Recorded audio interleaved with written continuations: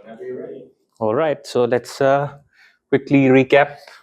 Last week we motivated or through renormalization group procedure arrived at the effective model for the D equal to 4 Ising model. It was just a free scalar field model with one relevant term and one marginal term, well, actually two relevant terms.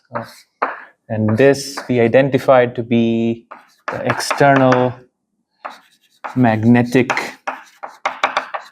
field by comparing it with the expectation value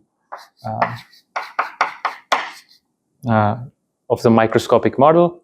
And this was a relevant parameter, meaning becomes more and more important as we go to infrared. And this was a marginal dimensionless parameter in D equal to 4. And I'm going to assume that this is greater than 0. Otherwise, we will see soon that we wouldn't have stable phases. Everybody recall so far? I do. Yes. I don't know, I don't remember, but I heard once Peter say that the linear term can always be redefined and not.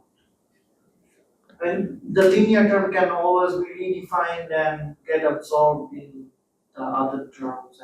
Yeah, so we did that redefinition to absorb the cubic term already. Okay. And yeah, so that's the answer, I guess. So, all right. And last week, we also discussed why at critical point, we will have what's called a conformal field theory, which is a field theory without length scales. And since this relevant parameter is dimension full, this should go to 0 at a critical point, meaning mu 0 square at Tc, then D is 0, mu 0 square Tc is 0. And well, what this says is that the Taylor expansion of mu 0 square around Tc goes like plus minus Tc plus order T minus Tc squared.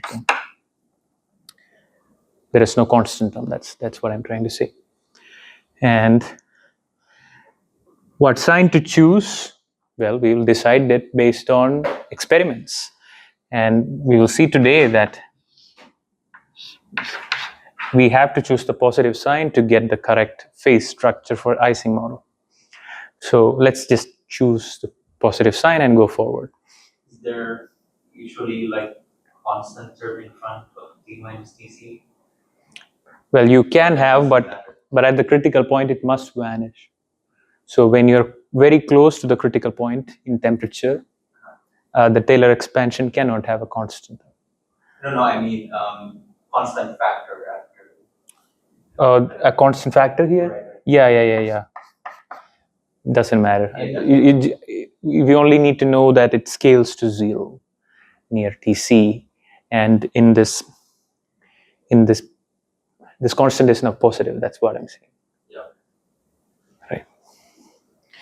So, well, this plus assumption, what it tells us is that when T is less than Tc, mu 0 square is less than 0, right? And when T is greater than Tc, mu 0 square is greater than 0. Very simple. And this somehow is going to decide the phases, right? And how do we distinguish phases, first of all? How to distinguish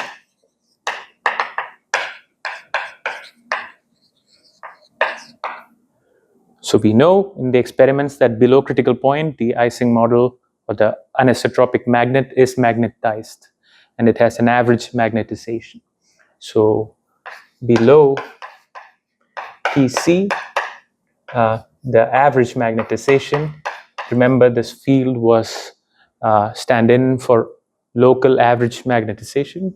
So if I find the total average magnetization, it must be a constant below TC, and above TC we must have no average magnetization, it's just random spins. So that must be the case. So let's see if this gives us that. Let's start with being above critical temperature and then think about how to actually compute the average magnetization. Right? So finding it exactly is going to be, well, in this case is kind of trivial. Maybe I can do that. But I wanted to do it in a bit more slightly different way, well, to make it slightly more general. So we need to find this. In general, this would be hard because of these non-linear terms in the action, right? So what we would do is to figure out saddle points of the action, right? We are trying to compute this is equal to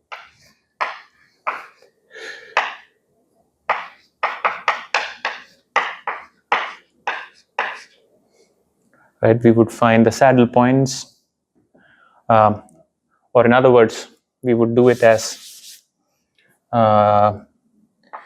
by db of log z, and then set b to 0, right? We find the partition function, take a derivative with respect to b that just pulls out a phi, and that's, well, this is equal to nothing.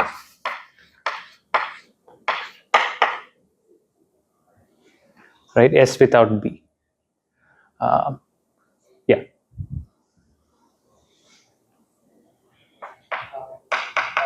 have a question. So when you redefine to get rid of the cubic term, did that not change the linear term because you just shifted phi by with something? Yeah, so we change the linear term, and then we just reinterpret that linear term to be the magnetic field. These are all just interpretations at this point, right? So what computes what? So, well, this computes the expectation value, and in the microscopic model, well, something like this computed the expectation value, d by d magnetic field of log z. So yeah, I don't know if there is a better explanation other than that. Still not very sure about like the tree definition part. I haven't, it's my fault, I haven't thought about it. But in general, when we define the magnetic field, so you compare this coefficient with some other way you calculate the coefficient in front of phi, right? And after redefinition, you have this earlier definition of magnetic field plus some constant, and that you are now calling the field. Yeah, that's the magnetic field. The earlier one was not magnetic, right?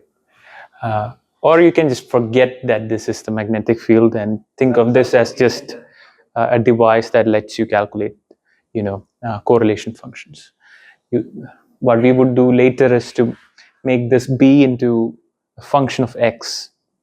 So when you take functional derivatives with respect to b, you would get, 2-point functions and stuff. Like in Diana Vaman's class, these sort of things. If you remember, these are the sources, these are the propagators. Yeah. Yes. This is wet. There there should be one. Try to stay.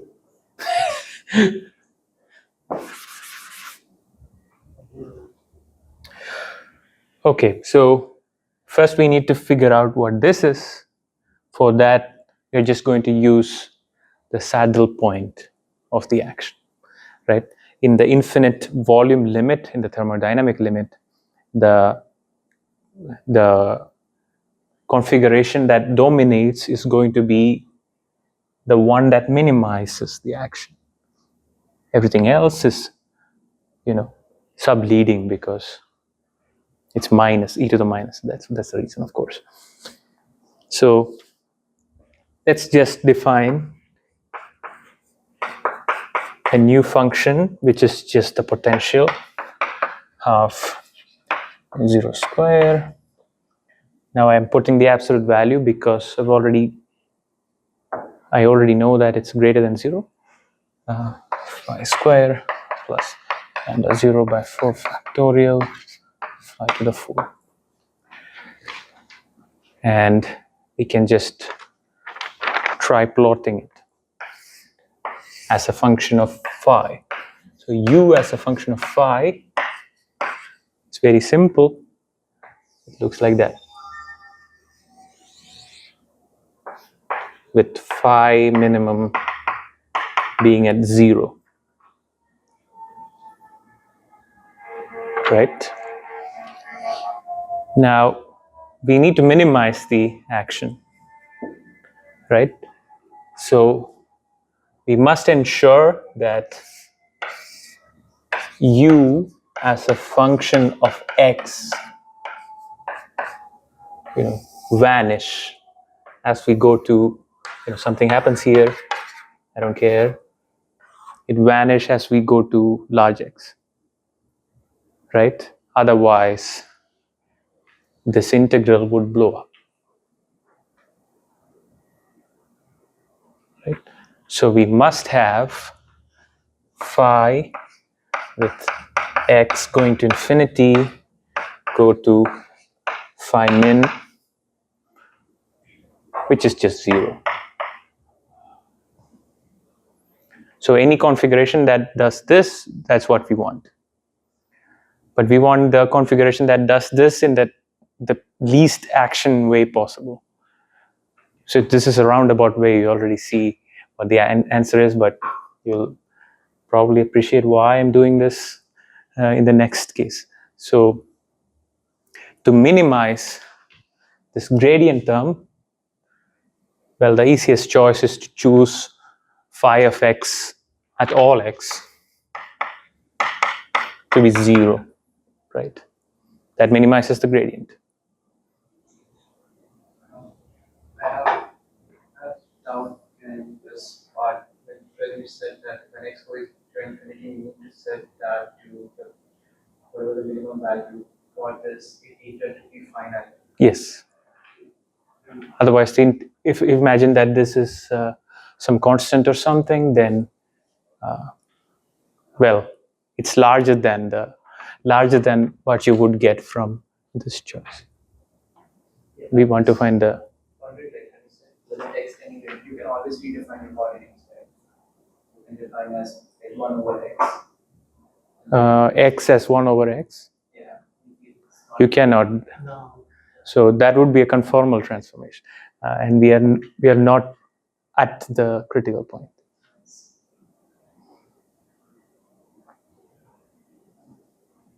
We are above the critical point. Yeah, I mean, at some boundary, I understand that it should not be finite everywhere. Right? Okay, yeah, I guess I get it.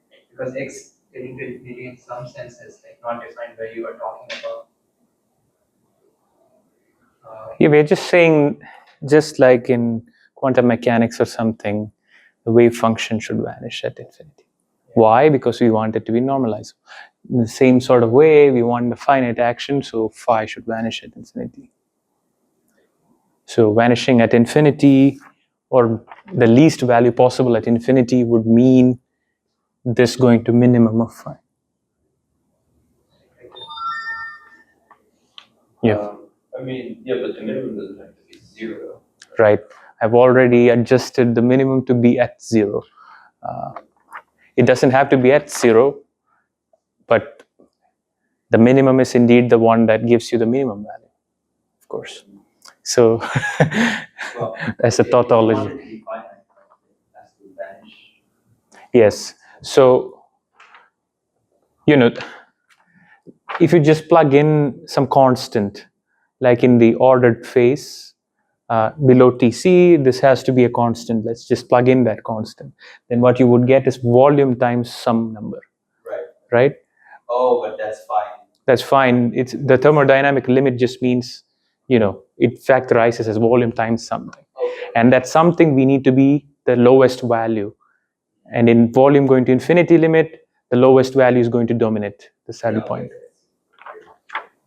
So you could as well say that you push your phi in such a way that the lowest value is 0, and then look for 0 action or finite action. Yeah. Right. Maybe that's a roundabout way, I guess. So is this clear now? You don't have to make that argument, right? You can just say that the gradient term is minimized when the gradient is 0. Mm-hmm. Yeah. Yeah, you could also say that. Yes. And then just choose the middle. Right. Or the straightforward way is to see that the lowest action configuration is going to be satisfying the equation of motion for phi. And it has to satisfy this boundary condition, and the configuration that does it is just this, phi is 0. The reason I'm doing this in the roundabout way is because I want to introduce domain valves later. So that's a saddle point approximation. How are we sure that it's not? We're talking about above TC. How can we make sure that it doesn't change from 0? The corrections to the saddle point approximation doesn't make it not 0. Right. So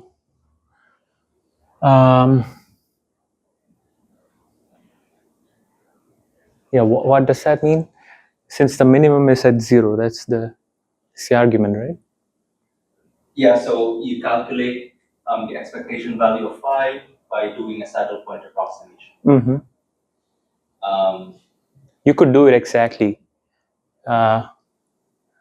So let's just do it. So phi e to the minus and phi square is phi square plus phi 4. This is 0 because it's an odd integrand. Right. Yeah. Yeah, but that's true. That's true what the mu is squared is positive. Right? Correct. So the ensemble average is always 0. Yeah. So the correct quantity to calculate is this,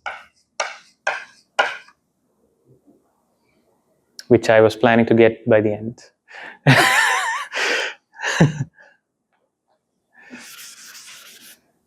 Right. So just to give a teaser, this phi being the order parameter is slightly a cheat, because when b equal to 0, below or above TC, as Gary was saying, it's 0.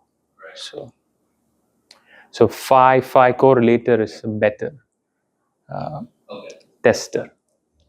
But I'm just trying to show that the structure of the potential changes. This U changes when we switch the sign. I guess we already all know what's going to happen, but just for the sake of completeness, I suppose.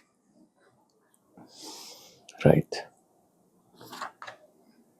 So above T greater than TC, the saddle point solution is just phi x being 0.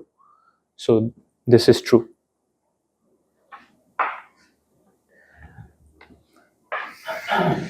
Now, if we go below TC, T less than TC, then what happens is we get a minus sign here. We get a minus sign here, then the potential as a function of phi would look like something like this. And the minima are now here, so the lowest possible values are going to be this or that, which are, let me denoted by m0 minus m0, where m0 is square root of 6 mu square by lambda 0. Yeah, I guess this is all clear to everybody. So this condition changes from 0 to plus or minus m0, right? And the expectation value, well, not so quick, I suppose. So we want to have phi absolute value x going to infinity to go to plus or minus m0, right? Yeah, this is confusing. Like what I convinced myself that for integral to be non-divergent, that has to be zero, because if you convert into some sort of spherical coordinates, like you have r cubed term, like or r4 term, and that goes to infinity, and that should be multiplied by zero for the integral to be integral to not diverge. Yeah, the integral will diverge even here because of the thermodynamic limit. But the point is that what multiplies the volume, take the action divide by volume, that shouldn't diverge. That should be minimum to have the saddle point. Right? So we already assumed some sort of thermodynamic limit is going to be possible. So the action is going to be volume times something. So this is what we are summing over, right? All configurations, each configuration. Which configuration is going to dominate this sum? In the limit when we take volume to infinity, the one with least FC, right? And how can you have the least FC? You have to minimize this thing, which is done by, a choice of constant, phi x being m0. Does it because, the gradient term is also minimized. In certain sense, I feel like, well, yeah, I agree with you, but body being infinity is sort of discomforting, and then you multiply that with something and say, we still care about what's minimizing, right? E to the power minus infinity is. Yeah, it's the usual argument even in quantum mechanics. So if you find psi at t, then this is e to the minus, I'm going to do Euclidean time, minus ht, psi at 0, right? But psi at 0, I can write it in energy basis.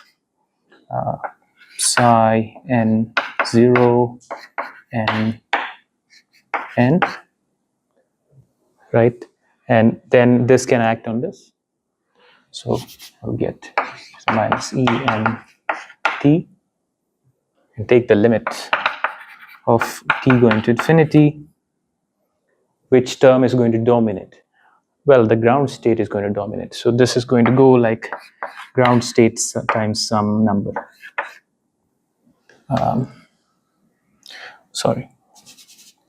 Ground state times number. Maybe star. I'm not sure. Well, it was a ket, so that was a bra. Sorry. Yeah. Yeah, just remove the star. It was this, right? Yeah, and that's called.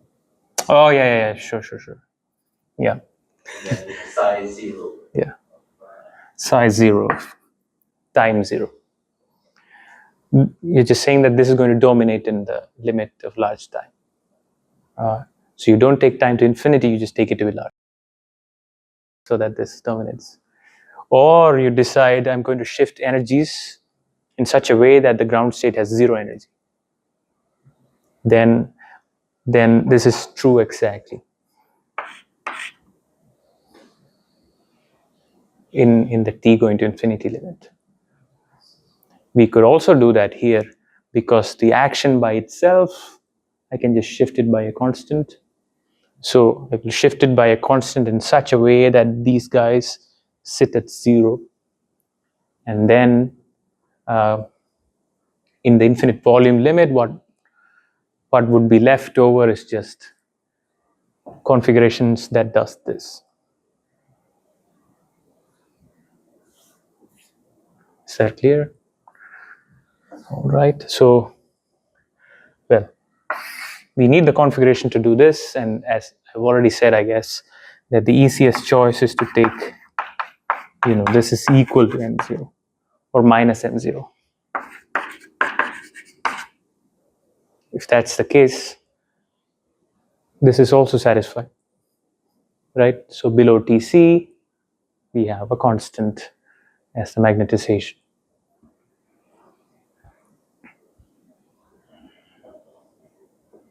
Is that confusing or? If you relate like psi at infinity being plus minus m to psi at all points being plus minus m. Right. So this is what we want. One choice that would minimize the gradient phi term too is take phi and just make it constant. That definitely minimizes the gradient term, sets it to zero. But this is what I want to go next. I can also think of configurations that does this. Let's say pick the x1 direction, and then phi does this. At minus infinity in x1, it is at minus m0, and plus infinity, it is at m0. Well, this portion indeed contributes to the gradient, but this still have this condition satisfied, that it vanishes at plus and minus infinity in space. And this configuration is called a domain wall.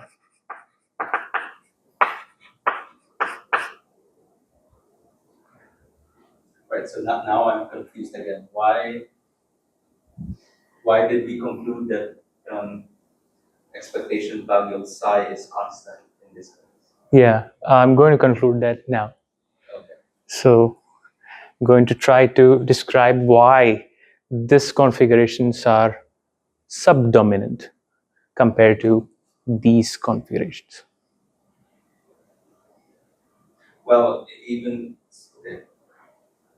but as we said a while ago, this is true regardless whether we're above or below Tc, that the expectation value of psi is zero. Yeah. So that's the ensemble average. It's not for one system.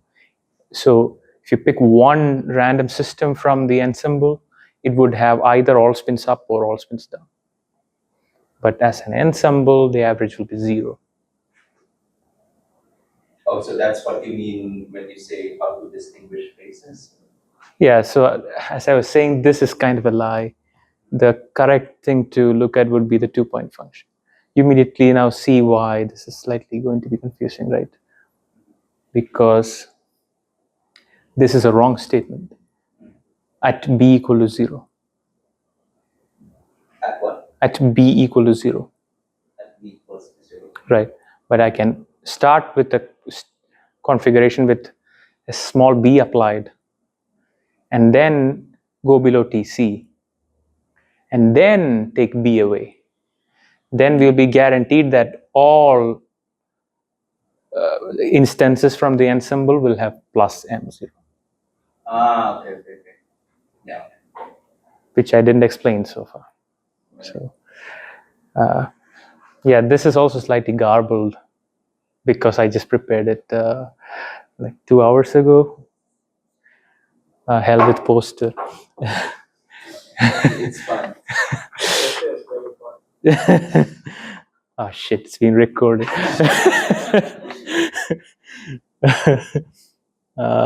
Did I want to say domain walls? No, right?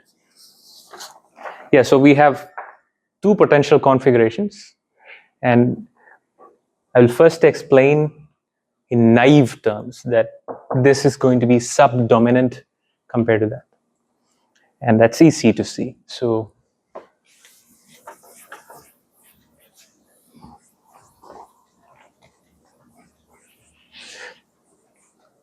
we just have to look at the action for this and action for that and compare them. Which one is the smallest is going to be the dominant one when we do the path integral. So the action for wall, let's say, so the wall can be in arbitrary dimensions. So if this is the whole space, I could have a region with, say, plus m0, where everywhere else it's minus m0. That satisfies, obviously, this condition. Right? Then let's imagine that the surface area of this wall is A. Right? Area of the boundary, I'm saying. So the action due to the wall, we're going to estimate it. Roughly speaking, it's the action due to no wall, right? Because it's plus or minus m0 almost everywhere. Even if it's plus m0 or minus m0, these terms are going to be the same. So what does S wall mean? Just the contribution of the wall, or S with a wall. S with the wall? Right. Yeah. How do I write it? Yeah. So even with a wall, yep, go ahead. So this diagram is at plus minus, because we just concluded that it's plus minus and not at infinity, right? Yeah. Not in between. Yeah. So like this diagram of the volume is at x equals infinity. This diagram? Yeah. No. So this says the field must go to these boundary values, right? So imagine this edges to be infinity, and at infinity we have it to be minus m0 fixed. So it satisfies the condition. But in the middle it does the flipping to something else, and then it flips back to. So it's doing this. Yeah. So in the middle it can be anything between m0 and m0, right? Yeah, I'm just Minus plus minus m0. yes, it can do anything, So and it is indeed doing something here. oh, okay. Yeah, it's that picture, but in like 4D. Just look at it from above. So from the side it would be negative, negative, negative, positive. So it's doing something. What exactly it's doing, it doesn't matter. Yeah. Right. So the action due to the wall with the wall is going to be almost the same as action without a wall, because it's almost everywhere plus or minus m0. And with plus or minus m0, all these terms are the same. And action without the wall, we already know it's volume times something. Right? And that was finite. Now, due to the wall, you will get contribution from gradient phi, right? With x, phi is changing, so there's a gradient phi term. So the wall is the region where it's not plus minus m0. Yes. No idea what wall is. Exactly. So this will have extra contribution from that's proportional to the area, right? It's at the boundary, that's where this extra thing is happening, and it's going to be some number times the area, right? And S without the wall was just this.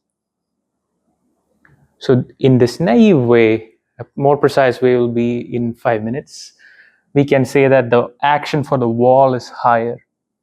Action with a wall is higher. So that number is positive because the gradient is squared. It is squared, yes, exactly. I can have a question. Why is the wall a surface area? Because if you look at the one-dimensional picture, your integral is in one dimension. Yes. And the region where it's not plus minus m naught is still a one-dimensional region. Right? The region where it is Not plus minus m naught is still a one-dimensional region. correct. But there, Wait a minute. No, so kind of, the x1 would correspond to your volume, and the middle point of that sloping thing is like Yeah. One dimension lower of the volume. Right. So this middle point is what I'm drawing here.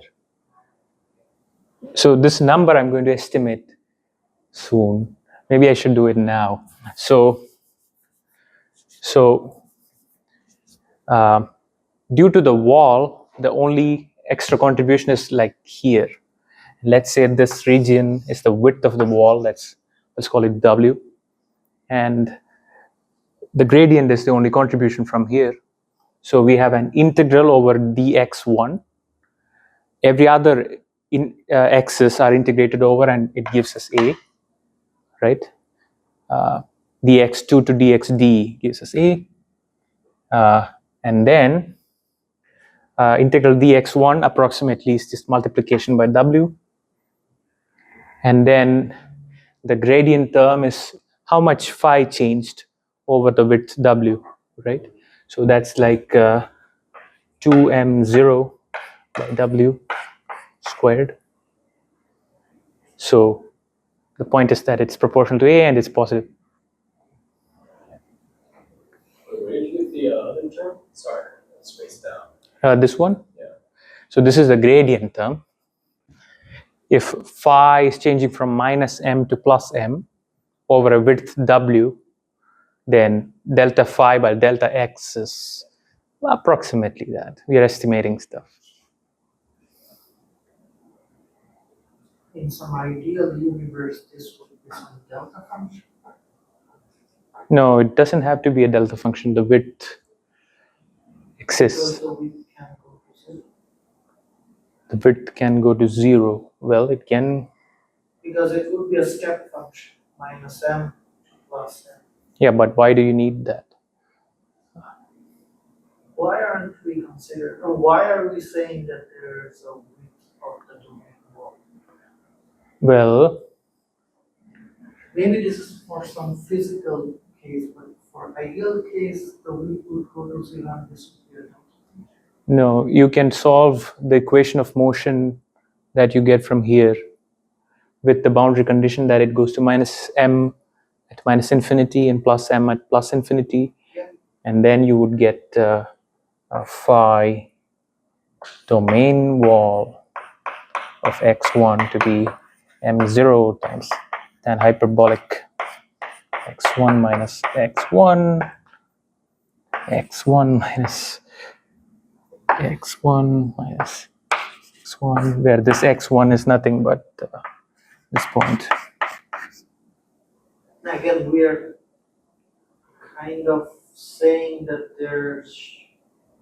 it doesn't jump instantaneously from minus m to plus. Now, this is a solution to the equation of motion. That's Yeah, it's a solution for any W. It's a solution for any W. No, the w is also given. So w is like, I have to look it up. The w is square root of 2 by 0 square.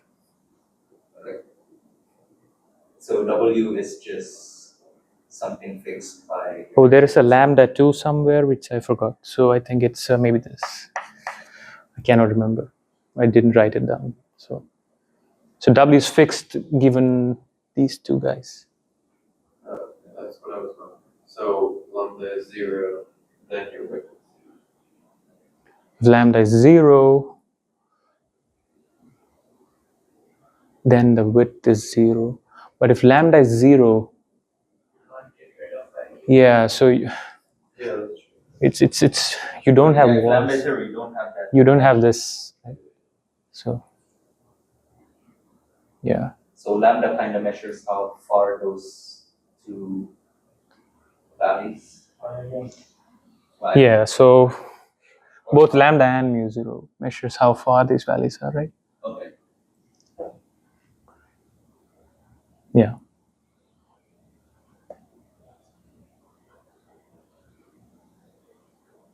Yeah, so the smaller the lambda is, the values just go to become bigger and bigger, and That's it the does width this. of the instant. Yeah, the width of the instanton is what? One is just proportional to 1 over m naught. I suppose I forgot the actual form of it, and in my notes I wrote down, I just didn't write down lambdas for some reason, so I don't know where lambda exactly is. We can figure it out if you want to. Yeah, because for later I just needed this proportionality, so I didn't care about lambda. Yeah. What was the question? You can get the value of lambda from what? No, he was asking why is it not a step function? The answer is it's just not.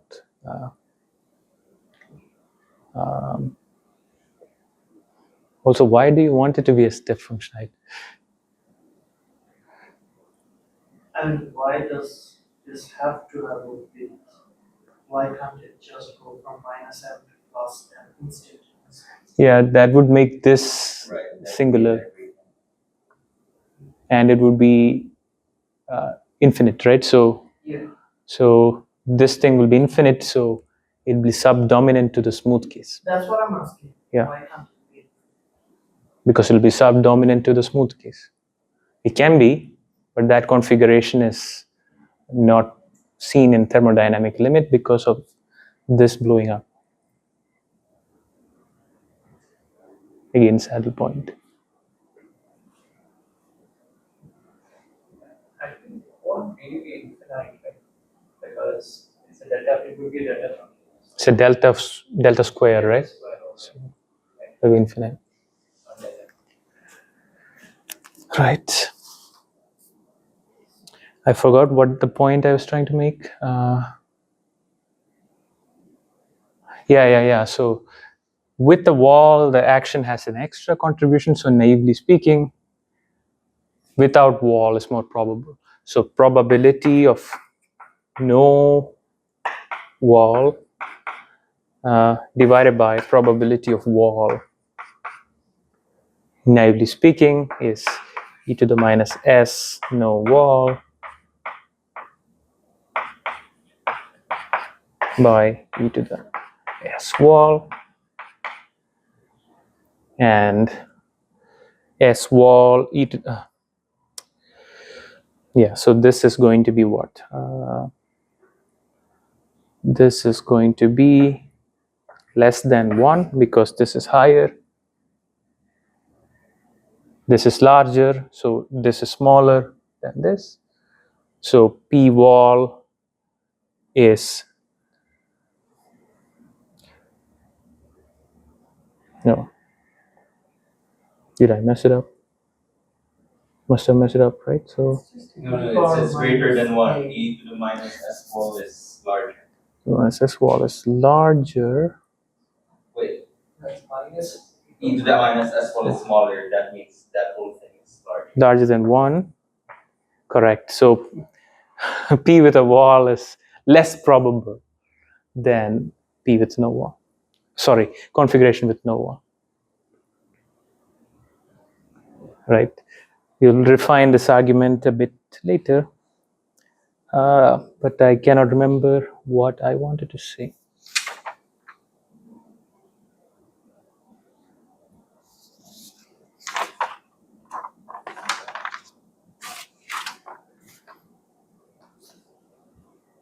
Yeah.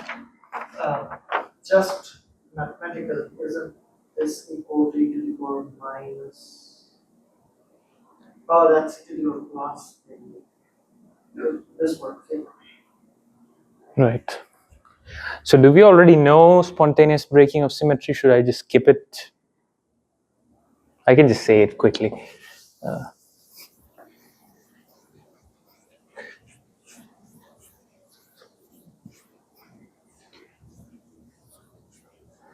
Yeah, as we were intuiting before, phi of x, expectation value at b equal to 0 is always 0. Why? Because of the path integral is odd, right? But now imagine applying a little magnetic field. Then below Tc, u as a function of phi, when magnetic field is greater than 0, is going to look like this. And when magnetic field is less than 0, it's going to look the opposite. So applied magnetic field, there is one global minimum. There are no two equal minimum. So it's going to pick this minimum if magnetic field is greater than 0, right? So phi of x, if I apply a small magnetic field and then take the volume going to infinity limit, so plus v by dB log z is going to be 0 with a plus sign, right? So find the expectation value.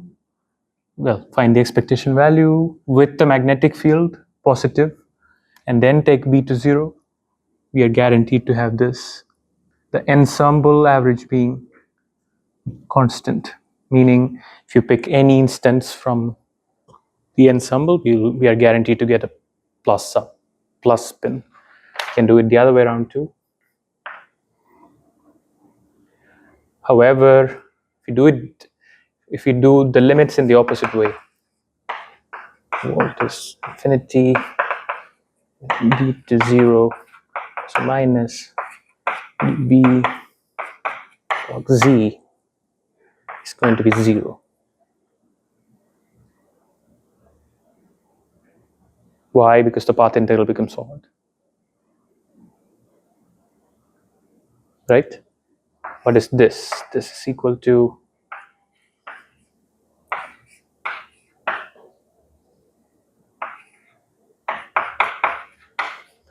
take this limit goes, this is even in phi, so this must be 0. So what this says is that the ensemble average is 0, but it doesn't mean that if you pick an instance from the ensemble, it will have 0 magnetization. It will have one or the other magnetization, but as an ensemble, it's 0. So this is kind of where this ergodic hypothesis breaks, I suppose. What's the ergodic hypothesis? The time average is the same as ensemble average, right?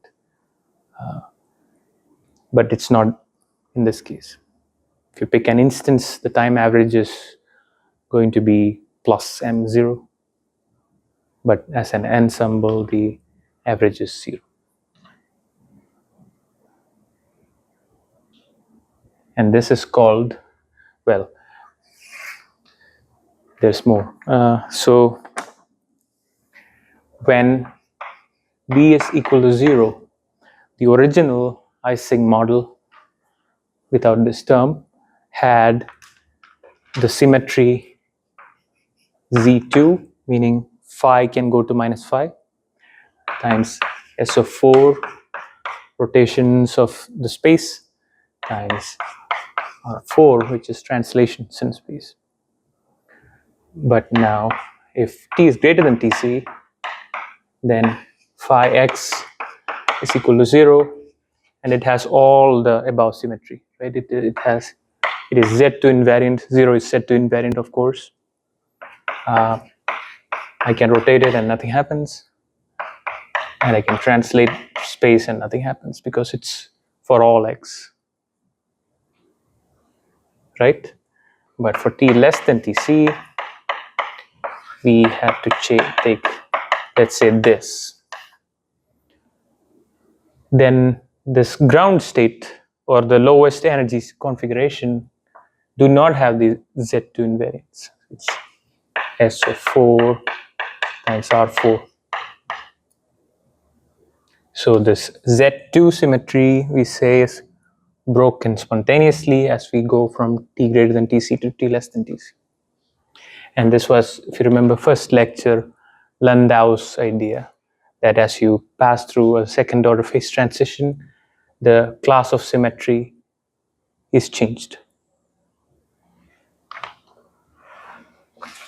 All right. Yeah, let's do one final thing using the domain walls and then call it a day. Yeah, any questions though? I have one. What is the interpretation of the width of domain wall being infinite? Domain wall being infinite.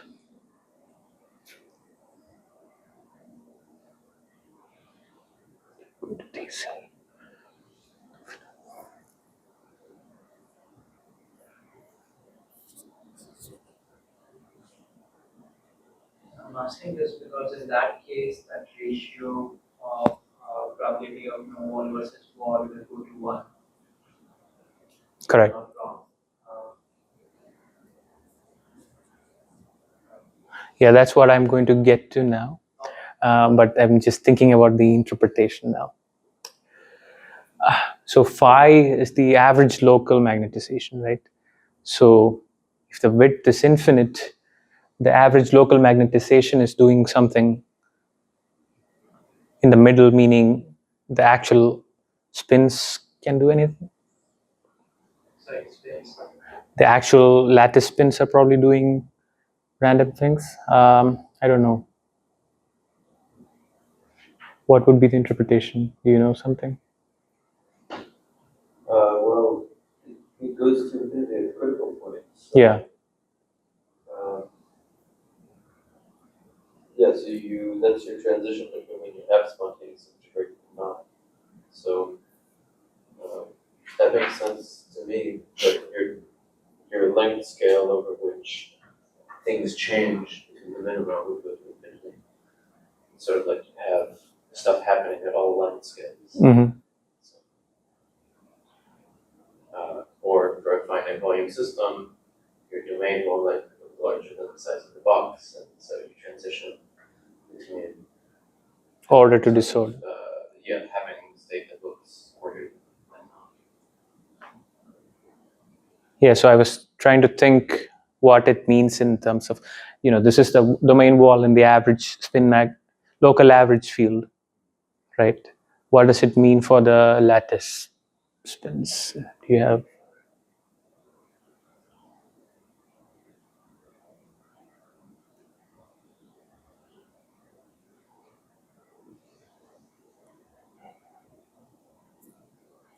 I don't know.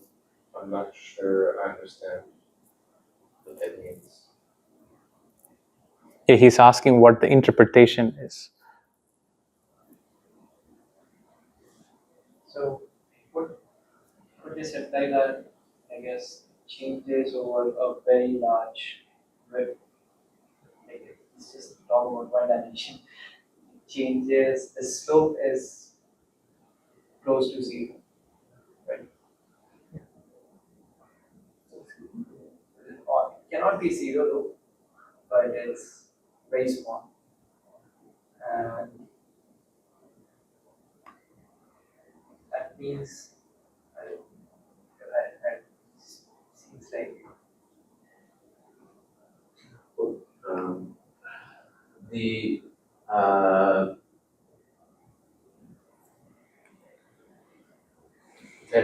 the width has to be larger than the lattice spacing, right, for this to make sense. Mm-hmm. Which does make sense because the width gets very large when you're near the critical point, which is where the effective field theory should correspond with the lattice point. So yeah, so your average magnetization is always in these sorts of configurations, the list is always changing over many, many lattice spaces. Yeah, but what does it mean to? Yeah, what do you mean by the interpretation, though? What's like physically happening over there? In the lattice, that's what you're asking, right? Yeah. Yeah.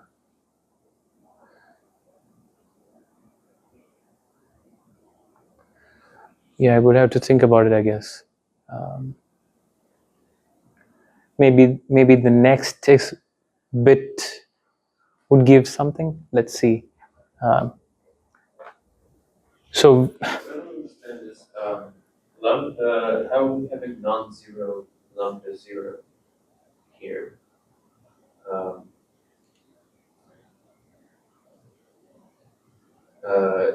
Because what we wanted, right, was that near the critical point, we should be able to have some correspondence between the lattice system and ineffective field theory, which was one of these actions, but at a fixed point, at an RG fixed point, which we said was mu and lambda are both 0. no, just mu 0. Lambda had to also be 0, right? No. Lambda is dimensionless. Yeah, but it still has to be 0 at a fixed point. No, it doesn't have to be. Right? Yeah. Okay. It's not. That was what you said last time. No. I said all dimension-full constants have to be 0. Maybe you're thinking about the 3D Ising model, but this is 4D. Okay. What about 5D then? 5D, it has to be 0. Okay. Yeah. Well, this should still work in 5D. Right? Correct. Yeah. But if we set lambda to 0, this analysis do not work. Yeah. So lambda is still, even in if we are in 5D, it's irrelevant, but it's said to be dangerously irrelevant. It's not, it should vanish at the critical point, but near the critical point, if you do not include it, you will run into trouble. Even some critical exponents depend on lambda 0 for even in 5D. I know, but that's what's confusing me. Yeah. There seems to be an inconsistency.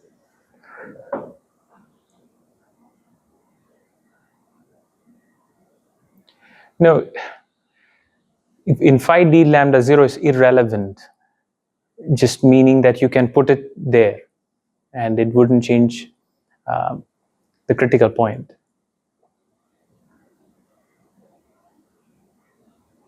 It's not inconsistent, I think.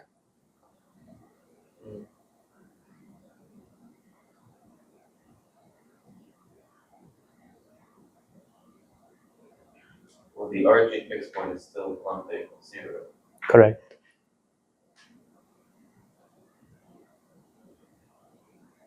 So why would you put lambda in when it's irrelevant? Yeah, otherwise, imagine t less than tc, right? If you only have the quadratic term, potential looks like that. And there's no stable configuration.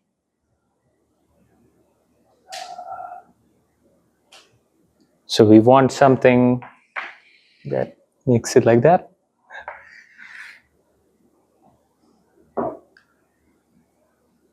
So yeah, I thought that would just be that this effective field theory business doesn't work. There must be, because I thought the whole point of a parameter being irrelevant is it doesn't matter in the long distance business. Yes. But somehow you should put it in there because it matters, because you don't have It just, well, the term is there, but it doesn't affect the long distance physics. But if you don't have a stable configuration at all, then what are we talking about, I guess? So we put it there for stability. Okay, so your potential just looks like very, very. Okay, and so for a very small lambda, okay, so you just put the very small lambda. Yeah, we just need it to have finite action configurations. Okay. I guess that's the reason. But it's still Okay, irrelevant. fine, Yeah. fine. Okay. I think sense.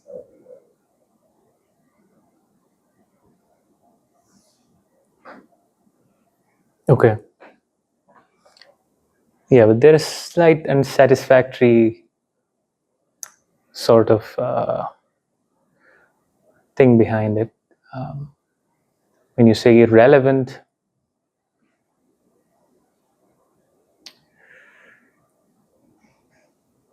yeah, it even affects the critical exponents. So it even affects the critical. Yeah, this thing appears in one of the critical exponents, even when it is irrelevant.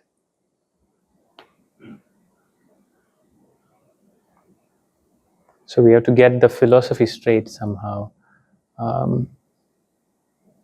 which I don't have at the moment.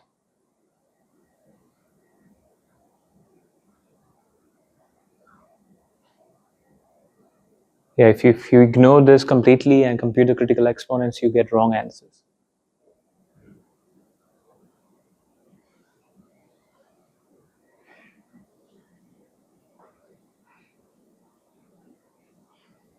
Yeah, should ask this to somebody who knows this. Well, I don't see how you can get critical exponents, really. Lambda 0 is 0. You can just do mean field theory, right? Which is just lambda 0 is 0. Well, mean field theory is lambda 0 equals 0. But also, you need lambda 0 to calculate the critical exponents. But you ignore fluctuations because lambda 0 is 0. So, or you only need to consider Gaussian fluctuations. Yeah. Which So means it seems like a contradiction. so next time probably we will derive this as relation between critical exponents. So, like, if you want to get the critical exponent for magnetization, then you need to have a finite magnetization. So lambda 0 has to be Yeah, non-zero. that's true. So, but we can, estimate this, not estimate, calculate this critical exponents just from the 2-point function, right? To find the 2-point function's critical exponent, we don't need this, Yes. and then use the Fisher identities to find the other critical exponents. Yeah. So, and that would be incorrect. You write everything in terms of just The- the correlation. Yeah.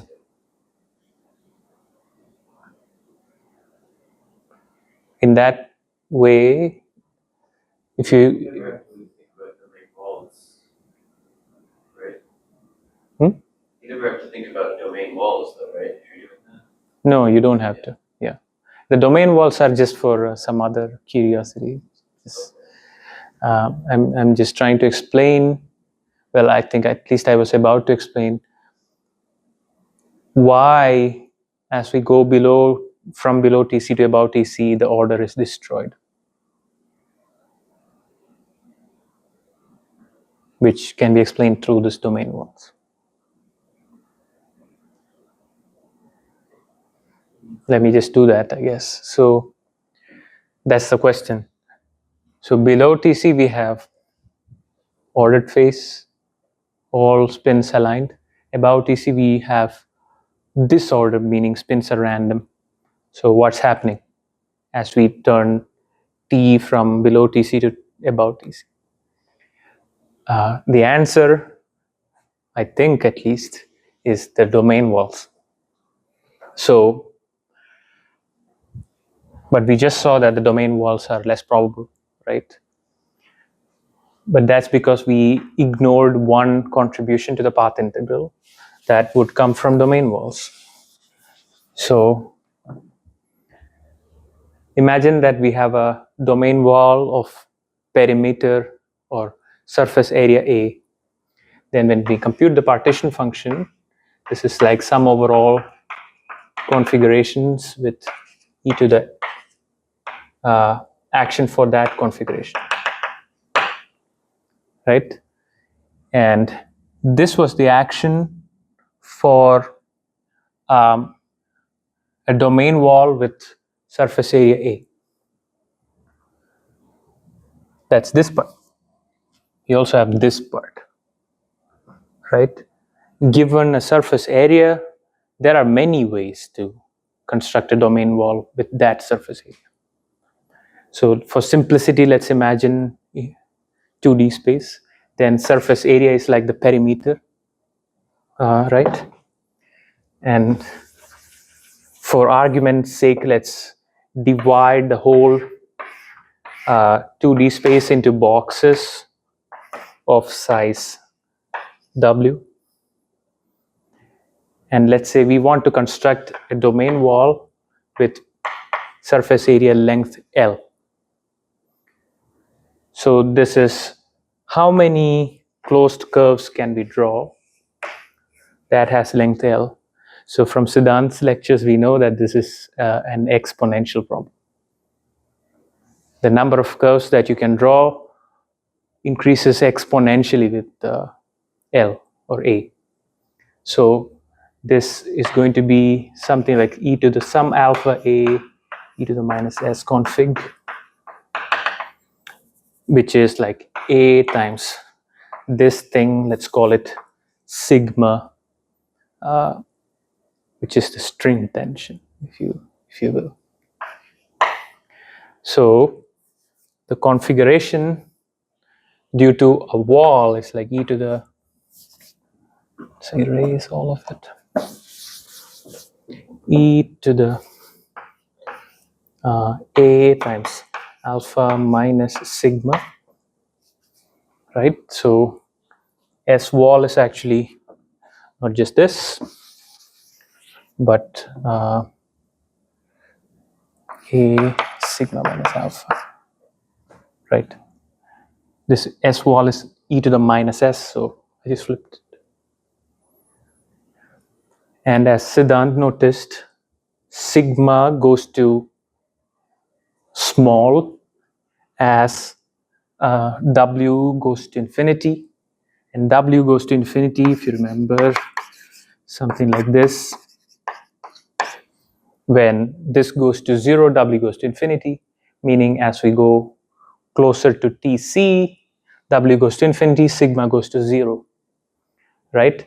So P wall, probability of wall divided by probability of no wall is like e to the minus A sigma minus alpha, right? No wall is just that bit. This width wall is this bit plus that bit, cancel that bit. And if in the typical case when sigma is some big number, which is the case when T is really less than Tc, then this probability is less than 1. So having a wall is less probable than having no walls. But when sigma goes to 0, this number becomes a positive number. Don't ask me about normalizations and stuff. And then having walls becomes more probable than having no walls. So as we go from T less than Tc to close to Tc, we can have arbitrarily many walls populating the whole space, right? If we have arbitrarily many walls, that means the spins are essentially random. But alpha also depends on W, right? Alpha also depends on W. Should go like 1 over W squared. Should go over 1 over W square. Yeah, I didn't think about it. I just took it to be just a constant. Yeah.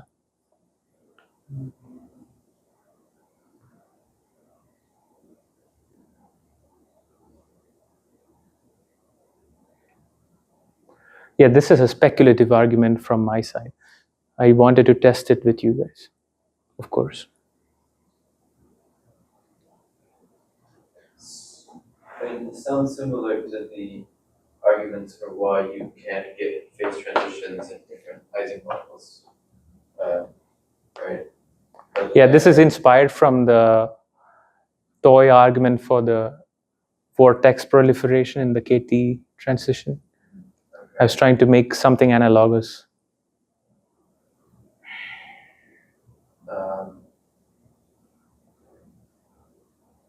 I don't think, I don't think I'm familiar with that. But like for the Ising model,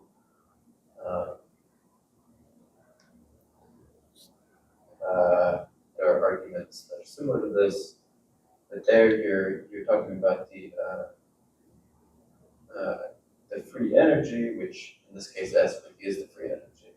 But you're balancing essentially entropy and energy terms. Yeah, but this is And the key is that your temperature multiplies your entropy term. So at low energy, or low temperature, the energy term dominates. High temperature, the entropy term dominates. So you can get in certain dimensions this crossover.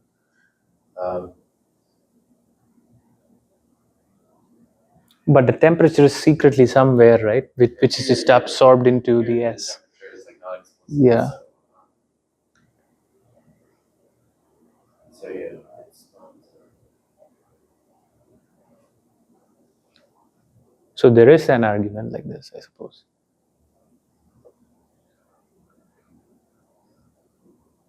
Well, I don't see how this argument works because again, alpha should also go to zero, as you would bridge the critical point. So why does alpha Go to zero. zero? Because if you're looking at the number of ways you can draw that curve, it should go like exponential e to the a over w squared, because w is how many boxes you divided space into. Mm-hmm. So what's in the exponent has to be dimensionless, so it has to be e to the a over w squared times some dimensionless number, so alpha tilde or something, right? So alpha tilde could remain fixed, but then alpha would go to zero as w goes to infinity. But also this dividing space up into boxes like this doesn't work as well. I just wanted to give a, connect it to Siddhan's lecture or something. That's why I divided it into space, Yeah, but why is the boxes W? because that was the only scale. I mean, when you're counting configurations, Yeah, you're looking at actually number of ways you can draw this curve or something with given perimeter. That's an ill-defined sort of question, I suppose, without these boxes, right? yeah, but I'm just saying the boxes, I don't think scales with W. W has to do with how fat that thing is. Yeah. And So you think we should draw boxes with lattice spacing? no, yes, and also we count configurations of that loop for the same fatness of that loop. Oh, you mean the fatness is like here? Yeah. And that's W, like Mm-hmm. the fatness of that loop. Mm-hmm.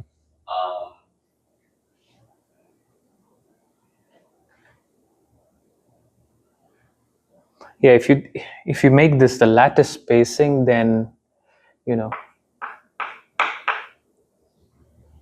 then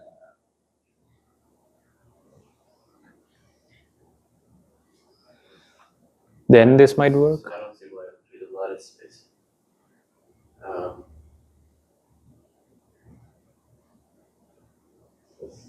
The lattice spacing is already here, right? So it's already here. Yeah, it's just that the counting argument doesn't depend on what scale you put in there, right? Like, but I'm not sure. Yeah, I guess this number of configurations going exponential to the area is all we need. Right. But how do you do it for a continuous curve? I didn't know. That's why I tried to divide it up into boxes and draw straight lines between them. But maybe W is the wrong choice. If we do epsilon, then Gary's issue is not there. What was Gary's issue? If I divide it into boxes, then this will be W, and then that also goes to 0. Shouldn't we have to ask Joshua is saying that? Because the Yeah. is the thickness. Yeah, that's what George is saying, I think. Yeah. But Gary was also saying that this doesn't make sense to him. Yeah. Because Well, there's no. Well, there's no lattice spacing here, but also. But there is lattice spacing here, right? So this whole theory is written down with a cutoff.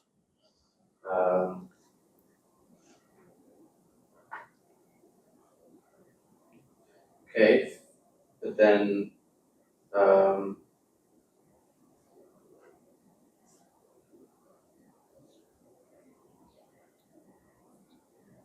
Well, then you'd need ridiculously high sigma in order to compete with it in some sense,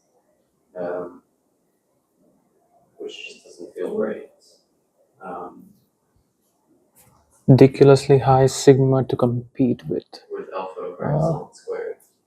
Tilde over epsilon squared. I guess that's a good point. To make sigma, yeah, really high, yeah. So why is it that at a normal temperature, the Domain walls are, configuration doesn't dominate? yeah, good question.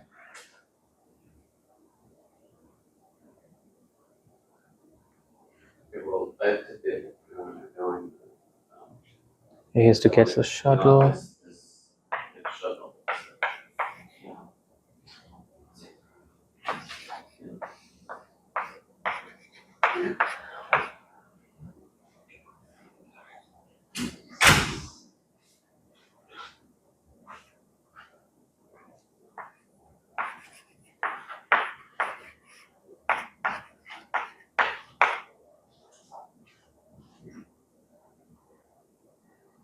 Yeah. I don't know how to argue that. I guess I'm missing out a lot of things. So there are two competing terms over here.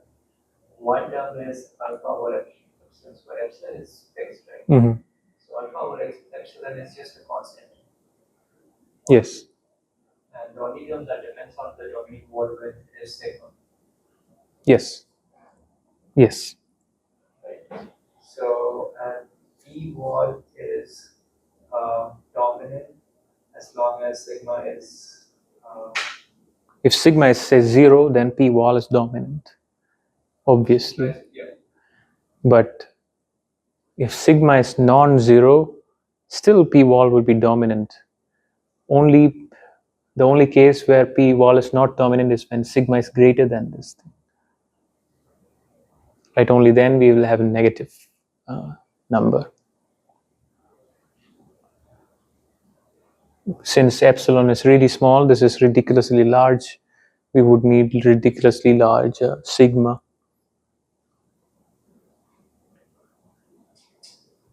Is it true that the number of configurations depend on area exponentially?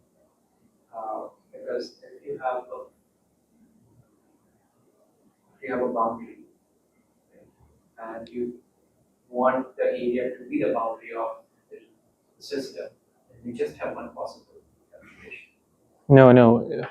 So this is the action for given boundary area, right? So if we are in 2D, this is like the perimeter. If you're given the perimeter, how many ways can you construct length L? Oh, I can do this, I can do that, too many things. Yeah. That must be like e to the L. But e to the L divided by what?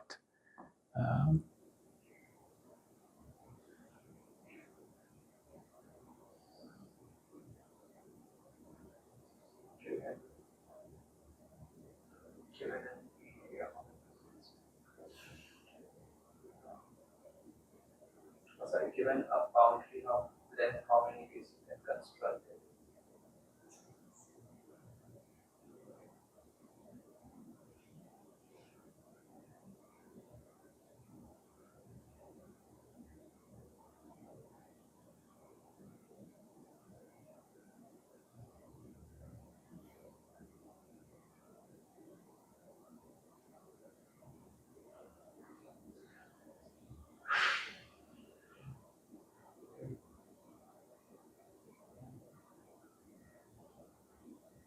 Yeah, I'm just wondering if we're missing some configuration, degeneracy contribution in the sigma term.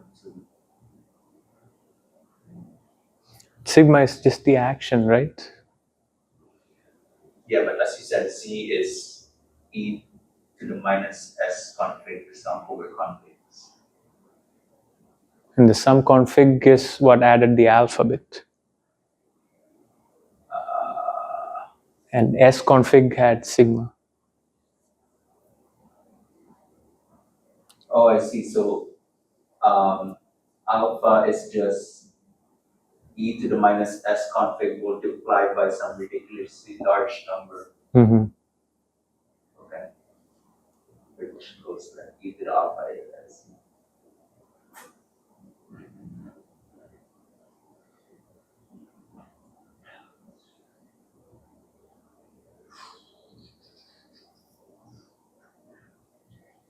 I guess I can't remember us discussing perimeter and really a number of ways we can do this, but I'm just trying to see what kind of unions are we interested in.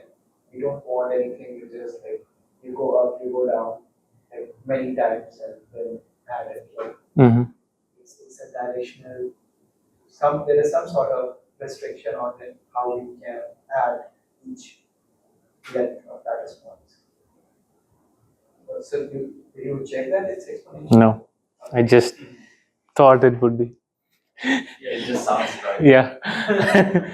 Only then I can, get it to like this and have a tension between entropy versus. It's all reverse engineered. We want the tension. Yeah. I just want to explain that if sigma goes to 0, then the probability of having wall is larger than having no wall. So I will have arbitrarily many walls, meaning I will go from order to disorder. So I already have the climax of the movie in my head. I just want to write a story.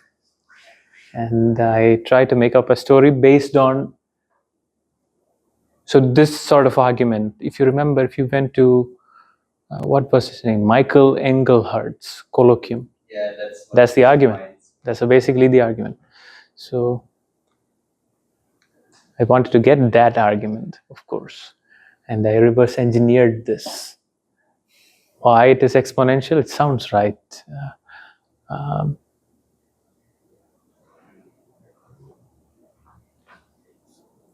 Even with this, if sigma goes to 0, then you have a positive number. P1 is Larger. But now the issue is the other way around. That part is fine. The reverse engineering works. But now imagine sigma is not 0. But sigma is like this. M0 is like 1, right? Average magnetization. So this is of order 1. And this is in our control. So if we are not very low below TC, then this is positive but small. But this is negative but ridiculously large because of epsilon. Then the entropy thing still dominates. So even at low temperature, we must have domain walls, which doesn't happen. The value of alpha over epsilon square. Right, now you're fine-tuning stuff. Yeah, but we like order 1 numbers. Right. No explanation. So alpha is order Order 1. But this smells right? This has to be right. Something like this has to be right. Maybe to fine-tune your Yeah. Yeah, maybe next week I will do that. Next week. Next week.